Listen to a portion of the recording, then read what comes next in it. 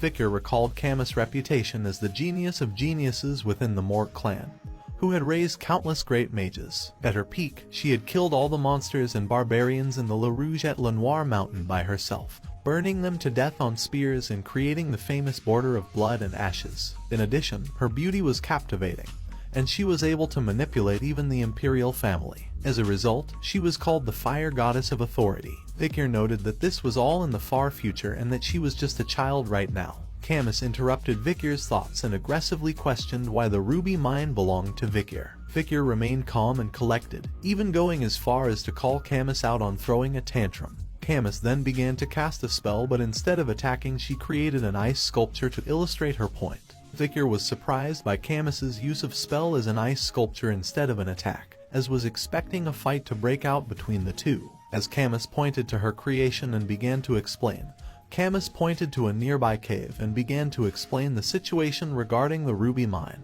She stated that the mine was situated on the border between Morg and Baskerville territories and was called the Joint Security Area. Camus continued, saying that while the entrance to the mine was on Morg territory, the mine itself ran underneath Baskerville territory, preventing the Baskervilles from claiming it all for themselves. Camus emphasized that the ruby mineral vein belonged to the Morg clan, but the Baskervilles were claiming that it was trespassing and interrupting their mining activities. Camus further explained that the Morgs had offered to pay rent for the territory, but the Baskervilles had rejected the offer. Adolf seemed pleased with this explanation, but Hugo was becoming annoyed with the situation. Bichir then mentioned that rubies were commonly used for magic ingredients and that the Baskervilles didn't need to mine them. However, he also pointed out that it was unfortunate that the Baskervilles weren't fools who would open their territories just for few pennies. Camus was surprised and confused by this statement, pointing out that if the Baskervilles didn't need rubies, then why not rent their land? Bichir explained that the Baskervilles were only interested in their land and didn't want anyone else to profit from it. He warned Camus not to come into their territory, as they were the only ones who would lose out in the situation.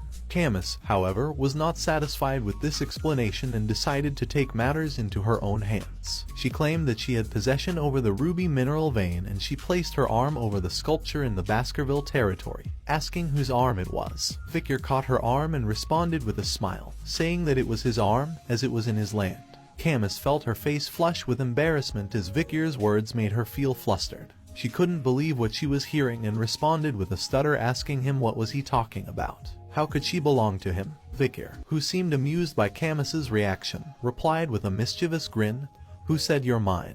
Camus was confused by Bichir's response, and suddenly, Bichir pulled out a knife from his back, which surprised not only Camus but also Adolf and the head butler. Bichir's evil grin sent chills down everyone's spine as he said, "I'm saying your arm's mine." Camus was taken aback by Bichir's sudden change in demeanor, and said in a shaky voice, "What?" Hugo, who was sitting nearby, was sweating profusely, and the only sound that could be heard in the room was a hiccup.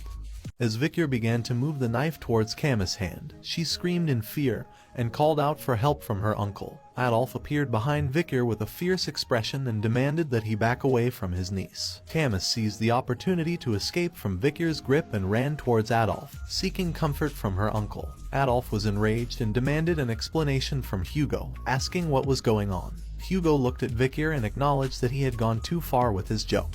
Bichir then revealed that the knife was only a toy, something that was commonly played within the Baskerville family from a young age. Adolf was shocked and upset that such a dangerous toy was given to children, and he demanded an apology from Bichir. Bichir humbly apologized to Adolf and assured him that he had no intention of making Camus cry. However, Adolf was still angry and accused Bichir of not taking the situation seriously enough. But Hugo intervened and said that adults shouldn't meddle in affairs of children, and attempted to diffuse the tension by changing the subject, suggesting that they focus on discussing the ruby mines and complete the friendly duels first. Adolf was hesitant at first, but eventually agreed to hear Hugo out. Camus, still upset and tearful, warned Bichir that she would not forget what had happened.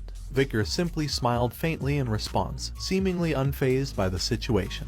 The day of the friendly duels had arrived, where all the children between the ages of 8 to 15 had gathered to show off their skills. While the younger children engaged in theoretical battles or displayed their mana sensitivity, the older children stole the show with their live battles. But this year all eyes were focused on the battle between two renowned clans, the Morg clan and the Baskerville clan.